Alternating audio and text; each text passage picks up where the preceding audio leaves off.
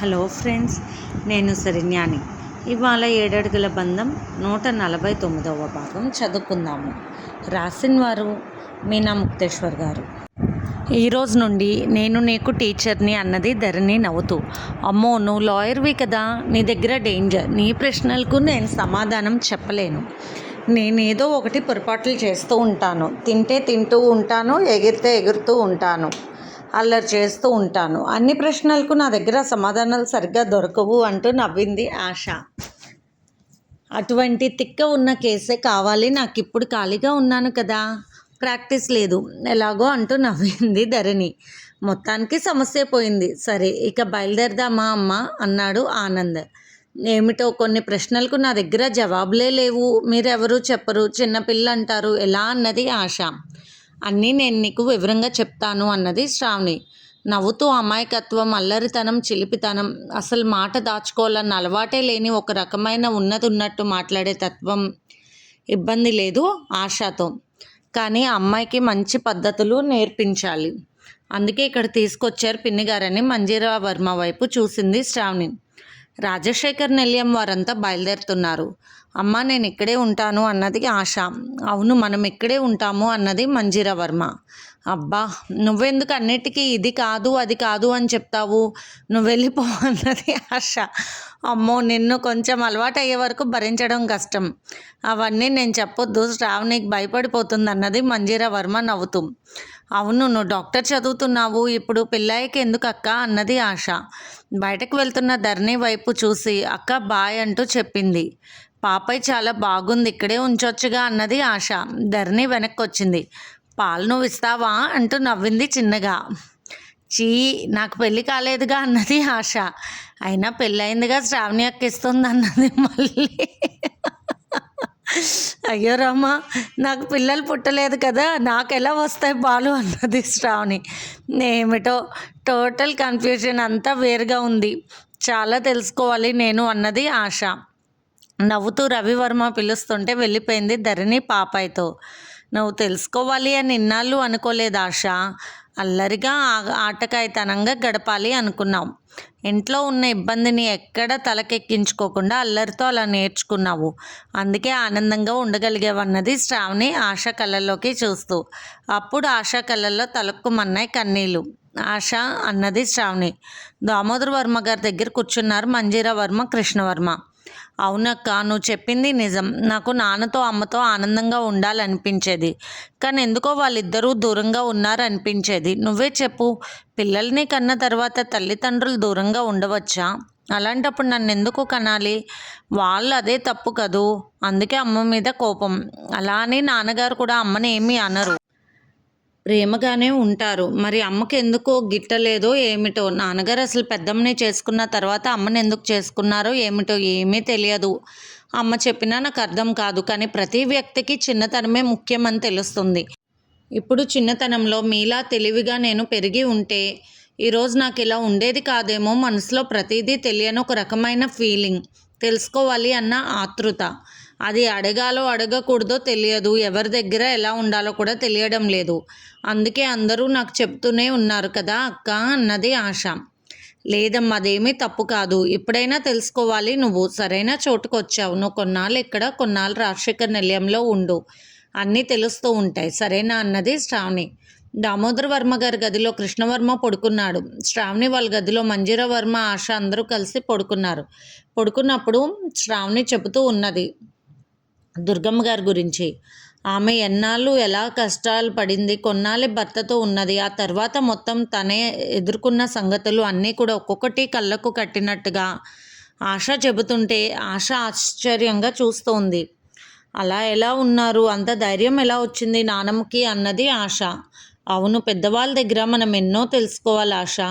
మనకేమీ తెలియదు అనుకున్నప్పుడు పెద్దవాళ్ళ గతాన్ని తెలుసుకుంటే మనకు వారికి ఉన్న అనుభవంలో సగమైన వస్తుంది. ఆ విలువలు తెలుసుకోవాలి. నానమ్మ ప్రతి చిన్న విషయం మాకు చెబుతూ పెంచారు. అందుకే మాకు ఏ సమస్యలు వచ్చినా కూడా అంత భయం అనిపించదు. కష్టానికి ఎదుర్కొనే ధైర్యమే కళ్ళ ముందు ఉంటుందని చెబుతున్న శ్రావణి వైపు చూసి ఆశ్చర్యపోయింది మంజీరా వర్మ. నిజానికి తనకు కూడా తెలియదు జీవితం విలువ అనుకుంది. ఆశ ఆశ్చర్యంగా చూస్తూ ఉంది శ్రావణి చెప్పేది వింటూ. మంజీరా వర్మ కూడా అలాగే వింటూ ఉన్నారు. వసుంధర నిలయానికి చేరుకున్నారు వసుంధరాదేవి గారు, రవివర్మ, ధరణి, పాపాయి.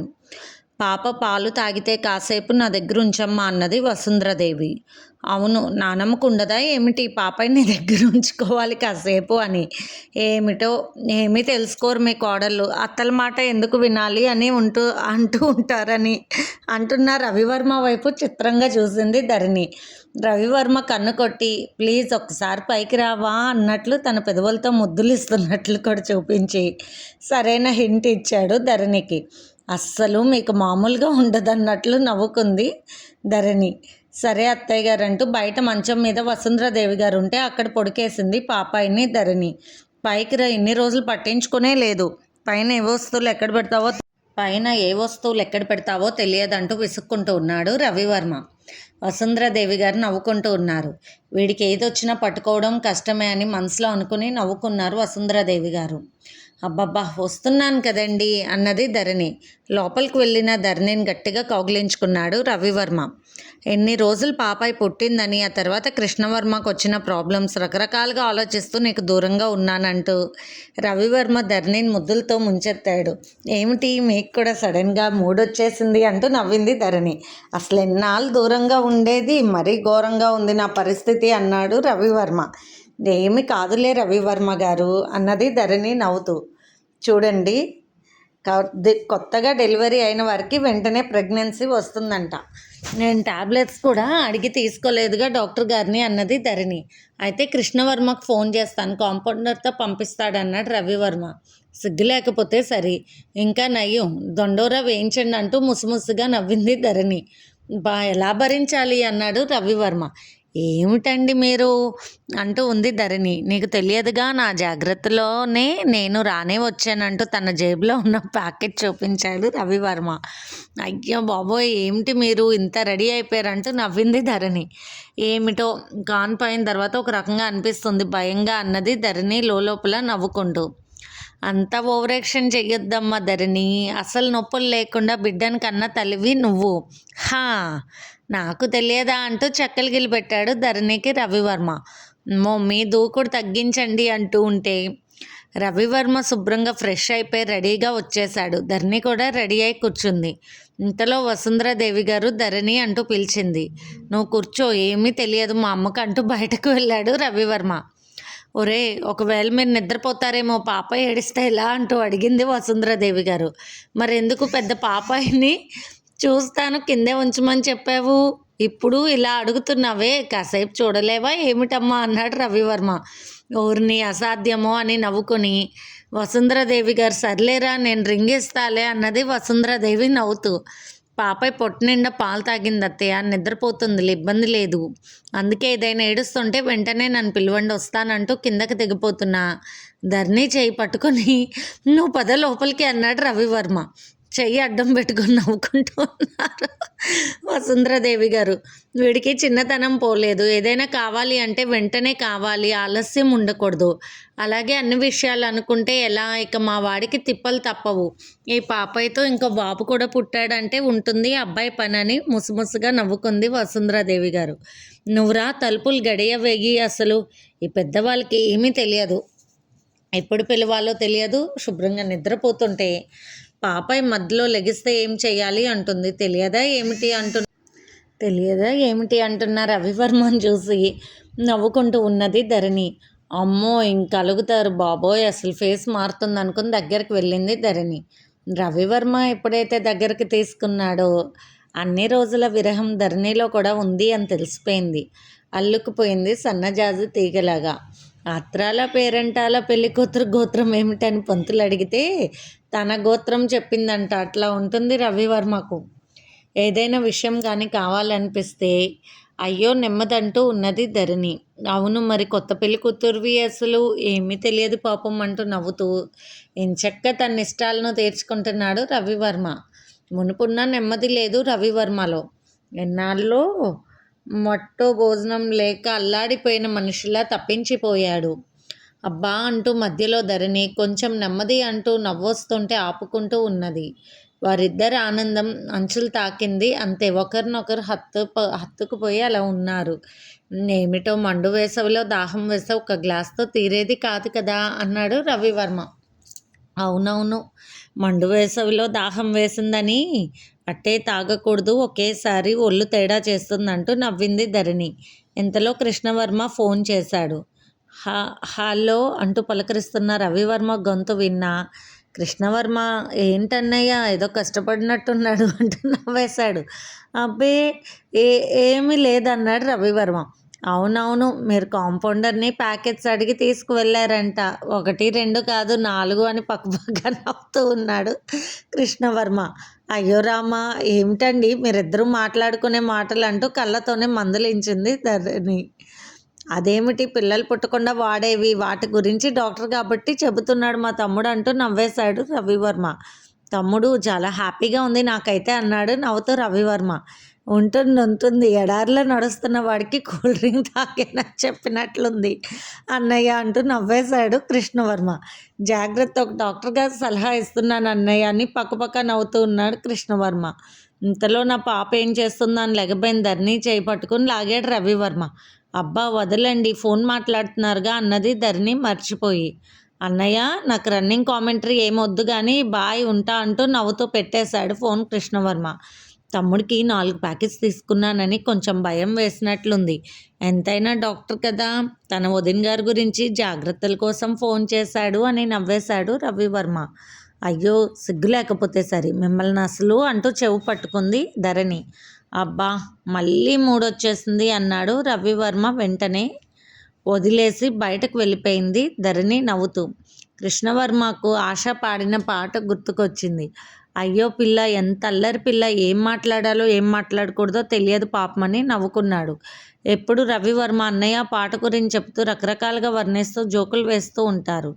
ఏదేమైనా పాట మహత్యమేమో అన్నయ్యలో మార్పుకి కారణమని నవ్వుకున్నాడు. అయినా కొత్త పెళ్లి కొడుకుని కోరి మరీ ఇటువంటి కష్టాన్ని తెచ్చుకోవచ్చా? మరి తగిన శాస్తి జరిగింది, ఇంకెప్పుడైనా జాగ్రత్తగా ఉండాలిరా కృష్ణ అనుకుంటూ కృష్ణ అనుకుంటూ కళ్ళు మూసుకుని గట్టిగా అలాగే పడుకుంటే ఎదురుగా శ్రావణి రూపం కనిపించింది. అబ్బా పక్కకు వెళ్ళవే నువ్వు అన్నాడు కృష్ణవర్మ. ఏమిట్రా నువ్వు మాట్లాడేది అన్నారు దామోదర్ వర్మ గారు. అబ్బే ఏమీ లేదు తాతగారు, పడుకోండి అంటూ నోరు మూసుకుని పడుకున్నాడు కృష్ణవర్మ. పక్క గదిలో అందరి నవ్వులు వినిపిస్తూ ఉన్నాయి. ఏం చెప్తుందో మా బుజ్జమ్మ అని నవ్వుతూ ఉన్నాడు కృష్ణవర్మ. వింటే పోలా అనుకున్నాడు. మళ్ళీ అనుకునేదే తడువు బయటికి నడిచాడు కృష్ణవర్మ. కృష్ణవర్మ శ్రావణి గది దగ్గర నిలబడి మాటలు వింటూ ఉన్నాడు. శ్రావణి నవ్వులు, అందరి నవ్వులు వినపడుతున్నాయి. ఇంతకు మునుపు ఏం చెప్పిందో నా బుజ్జి బంగారం అనుకున్నాడు ముచ్చటగా కృష్ణవర్మ. అబ్బా మీ దెబ్బ కోర్చుకోలేకపోతున్నాను, కాస్త రిలాక్స్ ఉంటే బాగుండు అన్నది శ్రావణి. ఏమంటా అన్నదో కృష్ణ భక్తురాలు. అలాగే జరిగిపోయింది, చాలా గ్యాప్ వచ్చేసింది అయ్యా బాబోయ్ అనుకున్నాడు కృష్ణవర్మ. అదేమిటి కృష్ణవర్మ బావగారు కృష్ణానదిలో లోపల కూర్చుని ఉన్నారా? జల దిగ్బంధన అభ్యాసం చేస్తున్నారా? కాలు జారి నువ్వు వెళ్ళి ఆయన ఒడిలో పడిపోయావా? ఎక్కడ దొరికినట్లు అంటూ పక్కపక్క నవ్వుతూ ఉంది ఆశ. చెప్పుకునే వాళ్ళకు నవ్వులాటగానే ఉంటుంది, కానీ అప్పుడు ఇబ్బంది పడింది నేను కాదు అనుకున్నాడు కృష్ణవర్మ. ఇప్పటి వరకు బుద్ధిగా ఉన్న కృష్ణవర్మ మనసు ఒక్కసారిగా మారిపోయింది. దేశ విదేశాలు తిరిగిన ఇంతమంది అందగత్తెలు ఇష్టపడ్డా కూడా తనకెవ్వరూ నచ్చలేదు. కానీ శ్రావణి ఇప్పుడైతే తన ఒడిలో పడిపోయిందో అప్పుడే తనలో లవ్ చలనం కలిగింది. లవ్ ఎట్ ఫస్ట్ సైట్ కాదు, లవ్ ఎట్ ఫస్ట్ టచ్ అని నవ్వుకున్నాడు కృష్ణవర్మ. ఆ తర్వాత ఏం జరిగింది అక్క, లేచావా లేకపోతే అలాగే ఉండిపోయావా అంటూ నవ్వింది ఆశ. ఏముంది, ప్రస్తుతానికి నిద్ర వస్తుంది నాకు అన్నది నవ్వుతూ శ్రావణి. ఉదయాన్నే పూజలు పునస్కారాలు ఉన్నాయి ఆశ, చాలా భక్తిగా ఉండాలి. అంతవరకు చాలు మాటలు, తర్వాత మాట్లాడుకుందాం సరేనా అన్నది శ్రావణి. సరే అక్క, చాలా బాగున్నాయి, ప్రతి విషయం నవ్వొచ్చింది నాకు అని నవ్వుతూ ఉంది ఆశ. ఆశ ఎప్పుడూ ఇలా హాయిగా నవ్వడం గమనించలేదు. ఏదో పైకి నవ్వుతున్నట్లు అనిపిస్తుంది తప్ప తన మనసులో ఏదో దాగి ఉంది అన్నట్లు ఉండేది ఆ నవ్వులో. కానీ ఇప్పుడు మనశ్శాంతిగా నవ్వుతున్నట్లు కనిపించింది మంజీరా వర్మకు.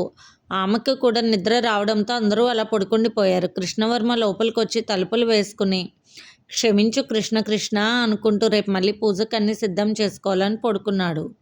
గీతికకు 8వ నెల నుండి 9వ నెల వచ్చింది. ఆమెతో జాగ్రత్తగా ఎక్సర్సైజులు చేయిస్తున్నాడు డాక్టర్ చెప్పినట్టుగా దేవ. గీతిక చిన్నపిల్లలా ఎంత మొరాయించినా కూడా వినిపించుకోకుండా ఆ విషయంలో మాత్రం చాలా శ్రద్ధ తీసుకుంటున్నాడు దేవ. దేవ శ్రద్ధ చూసి ఒకంత ఆశ్చర్యంగా చూస్తుంది దేవిక గారు. శ్రీనివాసరావు గారికి ప్రాణం కొట్టుకుంటూ ఉంది. ఏంటా ఎక్సర్సైజులు, ఎందుకు అంత భారంగా ఉన్న పిల్లకు అవి చేయకపోతే ఏమైంది అంటూ శ్రీనివాసరావు గారు అల్లాడిపోతున్నారు. ఇంతలో విశ్వనాథ్ దంపతులు ఫోన్ చేశారు. కోడలికి ఎట్లా ఉంది అంటూ కంగారుగా అడిగారు అంబిక. నిన్న కాస్త నలతగా ఉంది అని చెప్పారు దేవిక గారు. ప్రస్తుతానికి బాగానే ఉంది, కానీ ఇబ్బంది పడుతూనే ఉంది. అయినప్పటికీ దేవా ఏవేవో ఎక్సర్సైజులు చేస్తున్నాడని శ్రీనివాసరావు గారు బాధగా చెప్పారు. మరేం పర్వాలేదు బావగారు, వాడు చేస్తున్న ఉద్యోగం అయినా డాక్టర్లకు తెలిసేవన్నీ వాడికి తెలుసు. ఎందుకంటే వాడికి వచ్చే ఫైల్స్ అన్నీ కూడా పెద్ద పెద్ద హాస్పిటల్ వాళ్ళవే. వాడి వర్క్ చేసేదని వివరంగా చెప్పారు విశ్వనాథ్ గారు.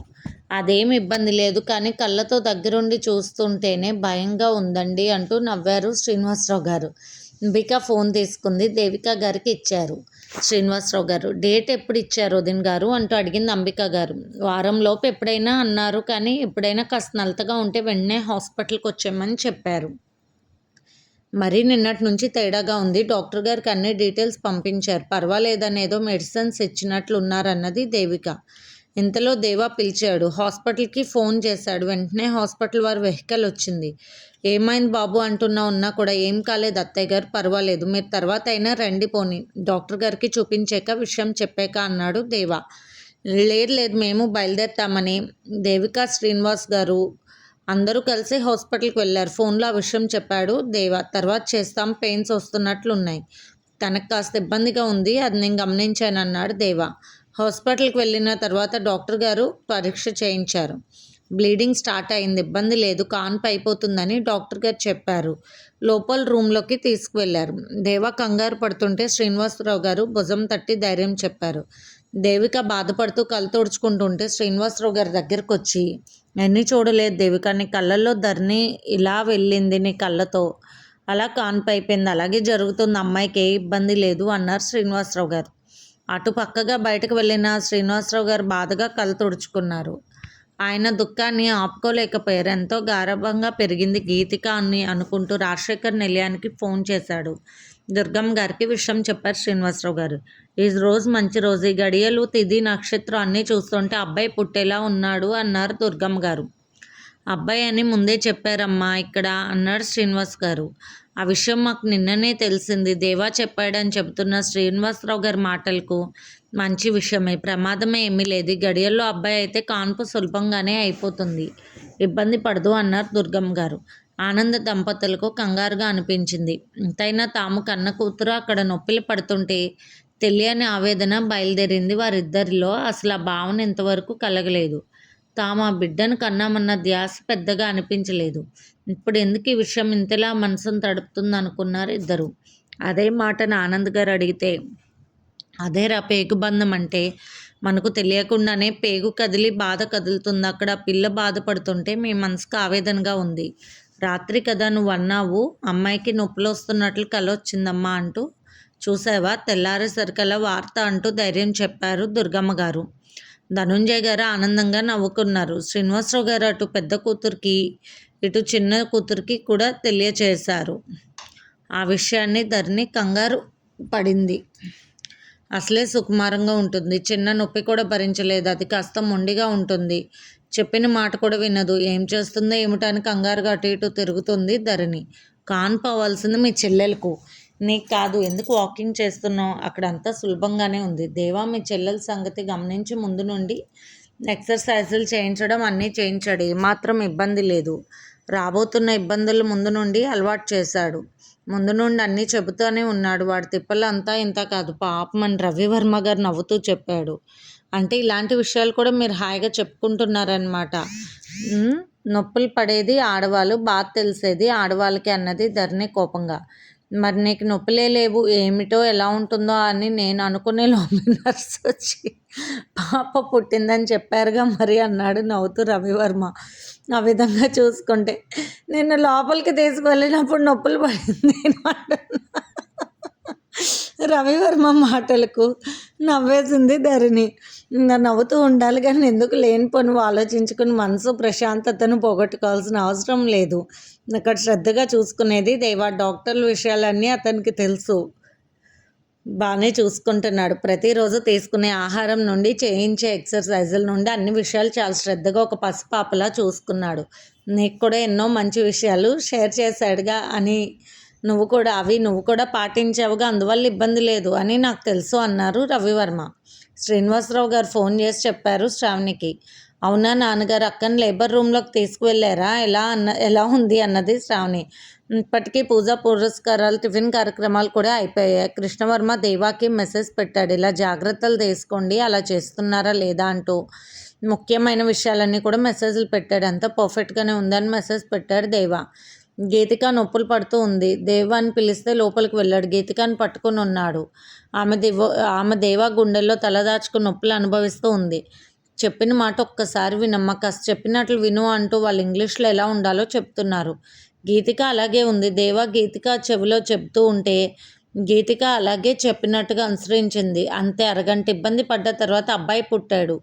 కొంచెం కుట్లు పడ్డాయి, సులభంగా అయ్యింది, కాన్పు ఇబ్బంది లేదని నర్సు తల్లి బిడ్డ క్షేమం అని బయట చెప్పింది. దేవా కూడా బయటకు వెళ్ళాడు. బాబుని శుభ్రం చేసి దేవా చేతుల్లో పెట్టారు డాక్టర్లు. ఎంత ఆనందంగా అనిపించిందో దేవాకి. ఎంత అందంగా ఉన్నాడో, అసలు అచ్చుగుద్దినట్టు తల్లిలా పుట్టేశాడు వీడు అంటూ నవ్వాడు దేవా. వెంటనే బాబుని ఫోటోలు తీసి అందరికీ పంపించాడు. అయ్యో ఎలా ఉందో, కాన్పు అయిందో లేదో అనుకుంటున్నాం, బాబు ఫోటో కూడా పంపించేశారండి అంటూ ధరణి బాబుని చూసి ఇంత అందంగా ఉన్నాడు, అచ్చం వాళ్ళ అమ్మలా ఉన్నాడు నాకైతే అంటూ నవ్వేసింది ఆనందంగా. మీ అక్క చెల్లెలు అదృష్టవంతులు, మీకు దొరికిన భర్తలు మంచివాళ్ళు, వాళ్ళు ఇబ్బంది పడతారు తప్ప మీకే ఇబ్బంది కలిగించరు, అందుకే పుట్టిన పిల్లలు కూడా చాలా బాగున్నారంటూ నవ్వేశాడు రవివర్మ. ఇది ఫ్రెండ్స్ ఇవాల్టి ఎపిసోడ్. రేపు ఇంకొక ఎపిసోడ్తో మీ ముందుకు వస్తాను. మీకు కనుక స్టోరీ నచ్చినట్లయితే లైక్ చేసి షేర్ చేసుకొని సబ్స్క్రైబ్ చేసుకోండి. ఉంటాను.